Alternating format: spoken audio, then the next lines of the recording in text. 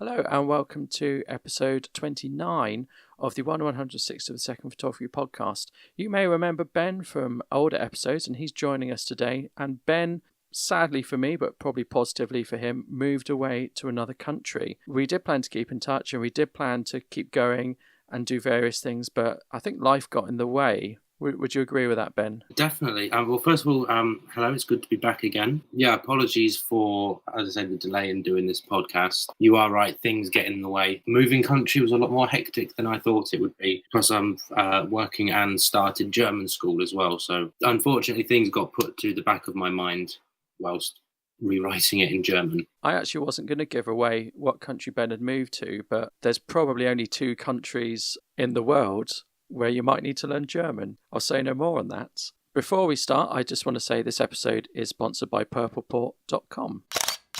Before Ben left, we set each other a challenge that we would do because we knew we were going to take a break for a bit. So we set each other a challenge. So this episode is really just called Challenge. So I set Ben the challenge of doing some street photography in his new environment and location so that I could see what it's like. Ben typically did work with models, did composite, did a lot of green screen, but had never really done any street photography. So I set him that challenge. Ben, what challenge did you set me? It was for a green screen composite, which I believe you weren't exactly familiar with, well, not used to doing. I'd actually done green screen for video quite successfully. It's fiddly green screen for video, but my heart sunk when you said green screen because while it's not that difficult, I had incredible difficulty getting a model. In fact, I couldn't really get a model. I thought I'll do a cosplay thing against a green screen, and I knew there were other ways of doing it. For example, you could do blue screen, you could do green screen, you can do it against white, you can do it against black. Yeah, any stark colour really. Yeah, that's different to the skin colour or what someone is wearing. So if someone's wearing like a blue suit, you're probably not going to do blue screen because it'll just be their head. But yeah, any colour different to what you're trying to isolate. I had real difficulty because a few models cancelled on me, things didn't go my way, and in the end I thought I'll do it against black. But at the time, because it was so hot, I was doing outdoor shoots. But I came up with a way to do it. And we'll talk about that now. So, Ben, you can see my screen, can't you? I can indeed, yes. I worked with this model. This was the bank holiday weekend. So for those not familiar with the bank holiday weekend in the UK, it was May Day weekend. It was incredibly warm, humid and hot. And this was probably in the evenings. This was Sunday. You can see here, this bit's illuminated. And the reason it's illuminated, if I scroll through my images, this is a perfect one. I got these soft boxes. So these are soft strip boxes. And there's a company called Round Flash who made the sort of large pop-up round flash that you put on your camera and on your flash, and there are loads of imitations now. You can buy them for £16. So it's a company in Poland and they do a really good job, and they've made a beauty dish, and they came out with this strip box which is amazing because it folds up into a bag. It takes up no size. You just attach it to a lighting pole and you put your flash in the bottom, and it's a strip light with a grid inside. Fantastic. But they were quite expensive. They're about £64. And if you're going to use strip lights, you need 2. So I bought some cheap Chinese alternatives, and I think they were £25 each. So for less than one of the original, I got 2 things. So I set them up next to the model with flashes in. You have to get quite close to the model. And the idea was I was going to shoot with high-speed sync. And because it was late in the day, I would black out the whole background. Now, that was the plan. That worked really well for one of the flashes. The other flash wouldn't play ball for some reason. They're both high-speed sync flashes. I was using high-speed triggers. I shouldn't have had a problem, but lo and behold, I did. So this is my first image, underexposed, because I'm shooting at 1,250th of a second at f2.8, ISO 50, so I really lowered things to get a black background. You can see here, one of them's firing, but I don't think the other one's firing. Firing this side, not firing that side. You can see me scratching my head, checking things, going through it again. Oh, look, one fires, one doesn't. One fires, one doesn't. One fires, one doesn't. In the end, I gave up. I just used one flash. I'm just going to reset this. I'm just taking the edits off, basically. This was what I got shooting at 1/500th of a second with flash. I illuminated the model enough that if I black out the background, which is like a green leafy background, I can get her isolated. So this is what I did. Then I turned it black and white. Then I think I did some editing. This was my final image. So I've got a black background. I've got the model illuminated. This is what it's like in colour, but I preferred it in black and white, interestingly. So then, are you familiar with using layer blending mode of screen, Ben? Yep. So I thought, if I use screen, I can work with the black background. So I found this image on a free stock website, which was actually a colour image and was sort of this, sort of had a matrix look in its white balance of sort of a dull, everything had a dull greenness to it, like it does in the film The Matrix and its subsequent sequels. I put this person in and I selected screen, and then I put another layer on of her, and then I started sort of brushing it in with layer masks.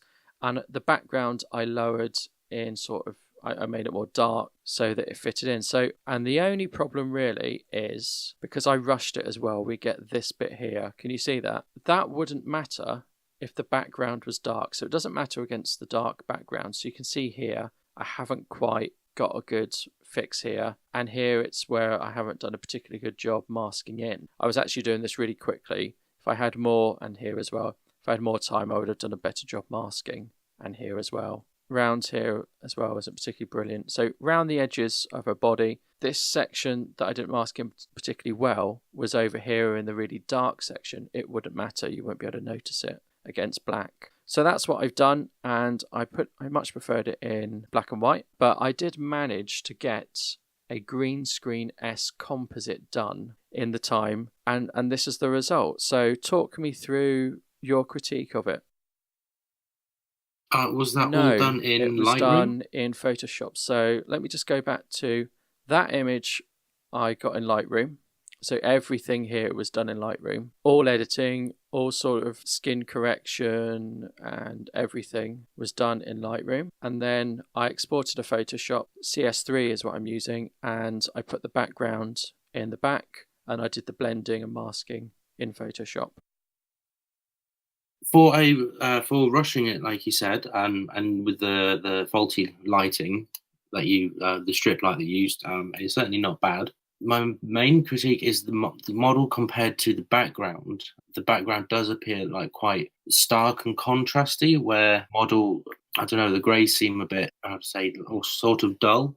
Yeah, that with composites, that's easily one of the main things, because obviously you have to light the model well, but you also have to think, like, try and imagine what the lighting is going to be like when it comes to editing, and that could be in a day, a week, a month. I think the contrast is often, and I did adjust the contrast in Photoshop of the background because it wasn't quite dark enough. So I tried to make my background dark enough, but leave enough bits in. But yeah, no, I think you're right. It's almost like the lighting is off, really. Where the skyscraper towards the background, where it juts out at a right angle, you can see there's sort of like a less than 45-degree shadow from the other building. So it looks like if it was illuminated by the sun, it would definitely be from the very high top left. So for those people at home who clearly can't see what we're talking about, have to rely on my wishful words. The background is looking down a street in a city, and it has a man at the end walking towards us. So you've got skyscrapers on the right, skyscrapers on the left. Those are quite dark, and you've got what I would say is a dark sky, but it actually is that is the lightest part of the scene. So it's all quite high contrast. You could say it had a high clarity as well, but the model doesn't. The model is also side lit due to the challenges I had. She's lit from one side. She's not lit from the front. In the background image, I'd say it's backlit. Yeah, well, like I said, if you flip the model, then the shadow position would match the background image, actually, isn't it? No, well, other than like the bleed at the edge, like you said, but you've already picked up on that. But no, nothing other than that. I think, like you said, for the rush time and the strip lighting not working, I think. Yeah, I agree with that. Done bad. Yeah, that's where the light is coming in, and you can tell really by the pool of light here. So it's the light you're getting here down the bottom of the image that sort of gave me the clue of where it's being illuminated from. The foreground and the background, I suppose, don't match in terms of lighting. So the shadows are being cast from camera right to camera left, whereas they should be being cast from back to front, really, if we were being accurate. Right, any other critique? Probably make the model image a bit smaller, and then possibly crop the image a bit tighter to the background, because the background does give a huge like scale, because you've obviously got the skyscrapers and that tiny man in the background, and then this giant woman right in front of the camera. I would also blur the background as well, remove that man, possibly lighten parts of the background image as well. What type of things could I do to make it look realistic? Put some noise over both layers, do you think? What could I do to make it look more realistic? We've talked about shadows and lighting. Any other tricks to make it look more realistic?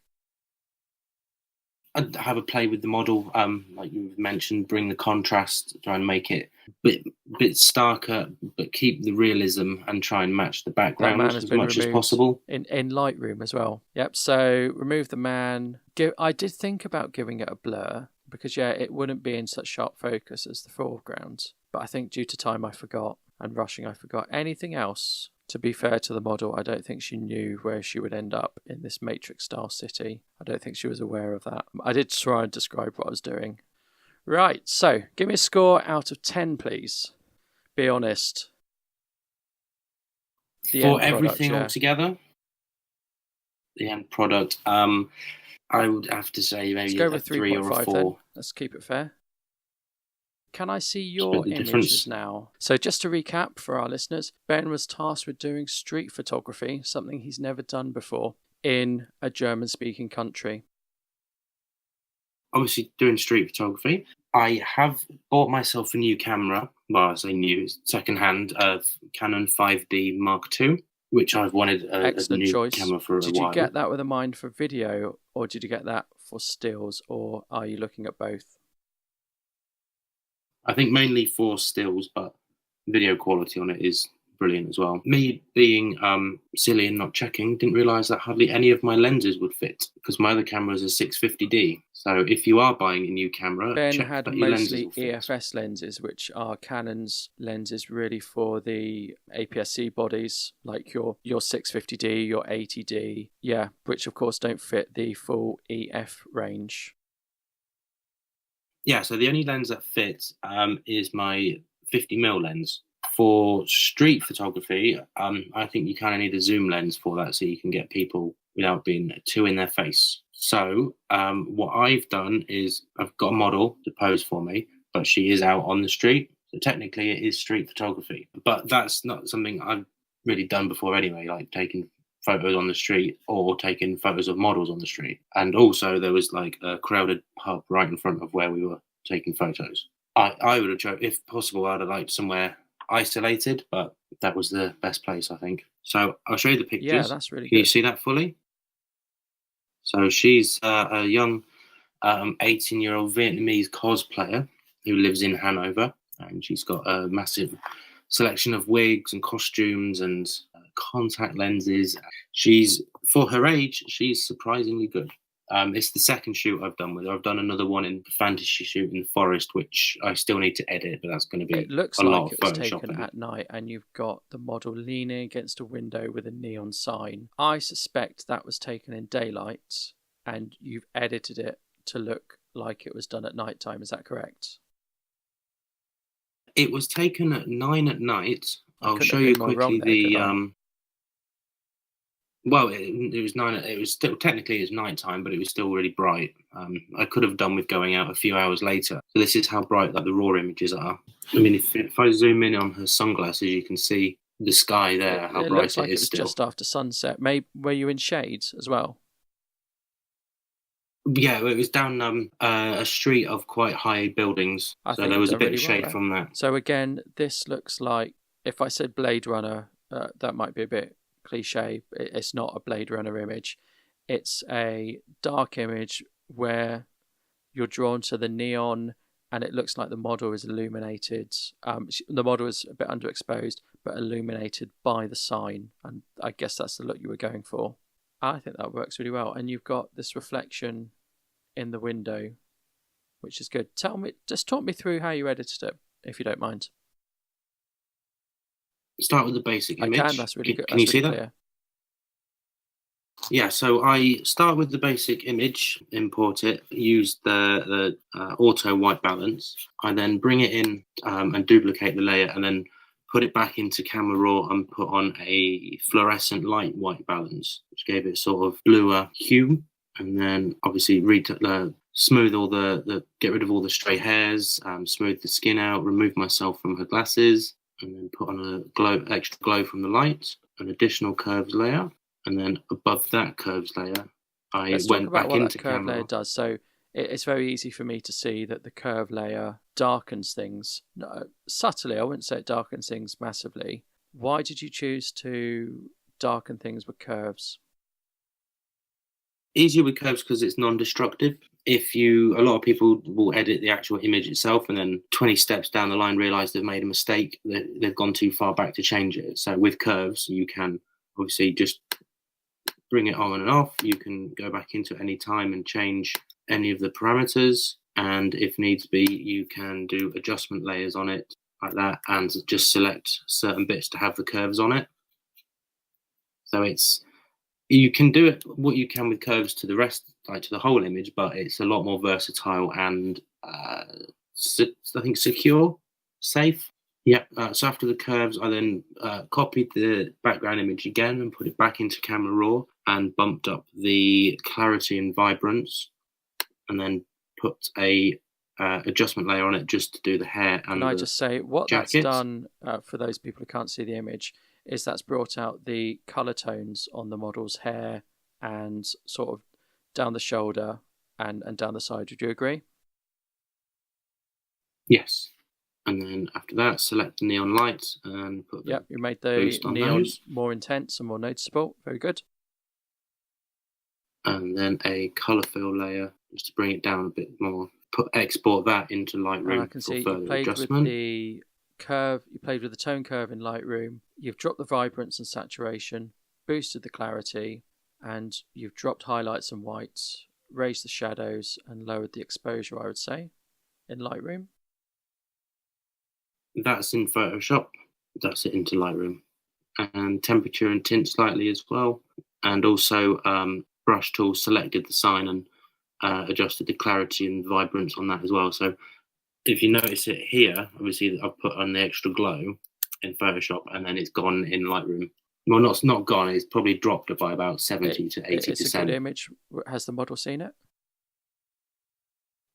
She's seen the first one, yes. I've sent her that one. I literally finished these last two just before when we were starting the podcast. I only took them Friday night and then got home from the shoot and it was the blood moon, so I wanted to go out and try and take photos of that. Obviously with the 50mm lens, it's not really possible. And then yesterday I was at a German wedding all day. Didn't get a chance. That's also why my voice is a bit croaky today. I can't tell there's a croak in your voice communicating over VoIP anyway. You sound just like you normally do, actually. So my critique of the image, it's a really good image. You wouldn't think it had been taken just about town. If I'm sort of giving constructive criticism, I think what was unfortunate, which you have no control over once you're in the editing stage, is the panes of the window. You've got this excellent window which gives reflections. The metal part of the window cuts through the model. I think if you'd maybe taken an image without the model there, maybe on a tripod, I appreciate that's difficult to do. Could have got rid of that possibly, or if you'd reframed, you could have maybe taken that out in the editing. But I think it would have been really good without those sort of panes there. But I appreciate on a location you are a bit limited as well. Building itself it's a very small. It's actually a barber's. The whole sign says "Barbers in the Sky," but I thought if the model's there with a sign that says "Barbers," it wouldn't make no sense. So that's why I've just cropped it to the "in the sky" bit. But it is quite a small building, so it's probably no more than like 12 feet across. So there's not much room to have the model in shot without the beams going down. With that context of it's a barber's shop, I think you did really well to spot that and crop out barbers. It's like you say, it has an air of mystery in the sky, but with was in the sky, it wouldn't make sense. So Ben's bringing up an image that's maybe a bit wider. I think had you taken a picture of that text of barbers in the sky, that itself would have been a very good street photography image. Would you agree with that? Yeah, it's quite a popular photo location in Hanover. It's in the old town, so it's like very old traditional German buildings near the bars, and you've just got this bright red "Barbers in the Sky" sign. I had great difficulty achieving the challenge you set me, and I sort of cheated by changing the parameters a bit. I didn't do a green screen because I just couldn't get anyone to do that. I tried to black out the background and do it that way. And I think you've gone out and maybe followed a similar thing. You've taken a picture of something, or somebody, I should say. You've taken a picture that maybe was a little loose with the brief, like I've done, and that's not a criticism because of course I've done exactly the same. Yeah, I think it's good. It's certainly different, and it certainly wasn't what I was expecting. And the end image is really strong. And maybe for you, under 10 Photoshop layers is quite good. I don't know. One I did the other day because I'm doing some concept art for a computer game. I think I was up to about 80 or 90 layers at the end. Anything like that. I did some video work. You know, when you zoom out and you look at the whole, you zoom out on the timeline and you look at the whole thing from start to finish. It had so many layers and so many intricacies. It looked like a building. And of course, my computer crashed. My computer crashed because, and I knew it would. I had a time pressure to finish this work. It was incredibly complex, and it crashed. And I would worry about using Photoshop and having 80 layers because I would know, I would feel like I was on borrowed time, and I would be expecting a crash. Does that make sense? It does. I've never had anything like that. I've never had any processing issues with it, no matter how many layers I've got. I think obviously because it's just a single image that you're building on instead of obviously video where it's gigs and gigs of footage of audio and video which you're expanding on. That's what it's. Even the short video work on my MacBook, it certainly kicks out a lot of heat when it's trying to run stuff. But with Photoshop, I don't really have that issue. I've never had Photoshop crash. I've never had Lightroom crash, actually. I've always been quite impressed with the programs. I had it crash when because before I was on Mac, I was obviously Windows. I bought myself that Lenovo Yoga IdeaPad when it was on Windows 8. Loved it. Went to 8.1, hated it. Then went to Windows 10. When I had that, it was just buggy as hell and just kept crashing. Even Lightroom, I could be working on an image and it crashed 3 or 4 times. Windows 10. I had to have Vista, and I liked Vista, but maybe I was the only person in the world who actually liked Vista. But there we are. Yeah, definitely one of the few. I thought it wasn't bad, actually, and it was certainly a step up from XP in my opinion. It's probably time for me to give you a score out of 10. I'm going to give you a score out of 10, not for doing the challenge, but for the image. And I'm going to give you a 7 out of 10. Irrespective of how sort of loose you've been with street photography, I'm going to give you a 7 out of 10, and I'm going to say you've won it. I do still want to do some green screen work. How do you still feel about doing some street photography around your immediate city? If I can take pictures of like signs and that, then yeah, I can do that anytime. I mean, I go into town every day because I'm studying there. Unfortunately, things don't start getting like nice and vibrant until night. But of course, we're in the middle of summer. Nighttime here is like 9-10 o'clock at night when I've got to be going to bed because I'm up early. But weekends, certainly, if you're going into town and you're walking for 10 minutes, that is the ideal, and you're doing it daily, that is the ideal time to do street photography. In your commute, if you've got 10 minutes, have your camera ready, see something that's interesting on the street, take a picture of it, because that is street photography.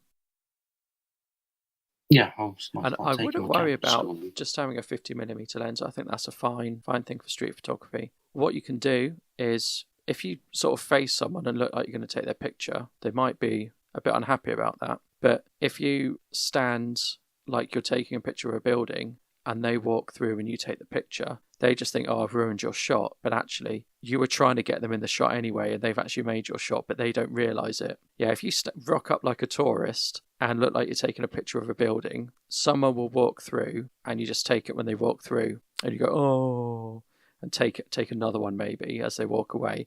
But they will never know that they featured in your street photography image. And I'm guessing, due to the weather, you're going to struggle with light and shadows, aren't you?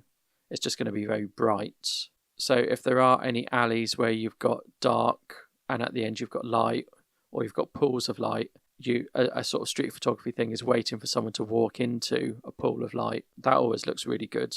But I don't know how possible it is in this weather at the moment. Yeah, I was going to say we're not struggling for light at the moment. It's not too much of it. I can certainly have a look. I'll have a look tomorrow around the vicinity of where I'll be. and then maybe from Tuesday I'll start taking it in. Yours is much more accessible to me. do. I've got to find.